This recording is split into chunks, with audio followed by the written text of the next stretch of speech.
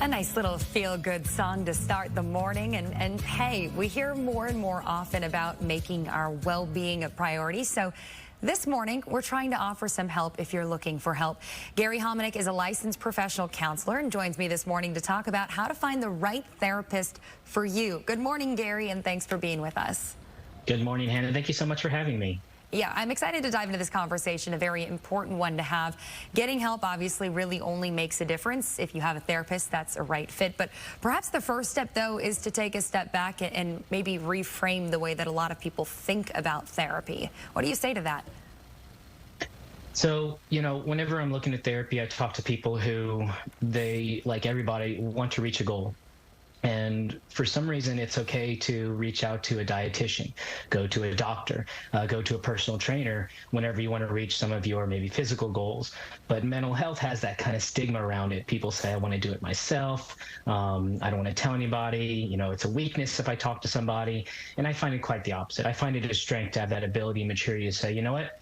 I need help and I can't do it on my own. So I kind of wear going to counseling as, a badge of honor of saying, I'm smart enough and mature enough to know I can't do it on my own and I need help. If you are looking for a therapist, where's a good place to start? So I get that. That's a great question. I get that asked a lot by family and friends. So I tell people three main places. One, some kind of counselor directory. Psychologytoday.com is a really good one. It's one of, if not the biggest ones out there. There are also things like Alma and Headway. Those are companies that help counselors get credentialed with insurances, and they have a directory listed there. So you can go and just say, hey, I have Aetna, and only show me counselors who take Aetna. That way you don't find a counselor you really like, only to find out they don't take your insurance. The next one's a good old internet search. Most counselors have a website, or at least are listed on a website with some kind of profile, some kind of description. And then lastly, some of your friends and families are seeing therapists. So ask them. It's a great way to do some pre-vetting.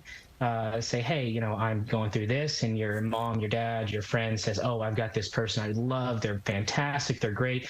Go check them out. And a lot of my word of mouth referrals are some of the best fits because there is that pre-vetting.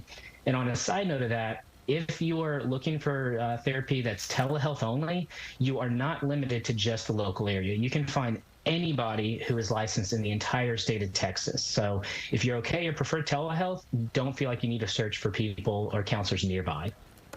Now, for people who may be intimidated by in-person therapy and are looking into, as you mentioned, telehealth options, what do you recommend as far as people seeking that route? Do you find it's as effective as in-person therapy, like for people who might not have the time for in-person sessions? Yeah, that's a great question. I have not noticed a difference. I don't notice a difference whether I'm sitting in the same room with someone or I'm sitting across from the computer screen. The only time it may become an issue is if internet connection drops, or if you're doing it in your home and you've got a nosy brother or family member or friend with their ear to the door, things like that. So if you're going to do telehealth, I tell people make sure you have a solid internet connection and you do have a private place to meet. But as far as efficacy of counseling, I have not noticed a difference, no. Right, and I think taking that first step, especially getting any sort of help, is always helpful. Well, we have a link to Gary Hominick's practice on our website at fox4news.com. I wish I could pick your brain all morning. Unfortunately, we're out of time, but we do thank you for joining us and letting us ask you some questions. Thank you. It's been my pleasure.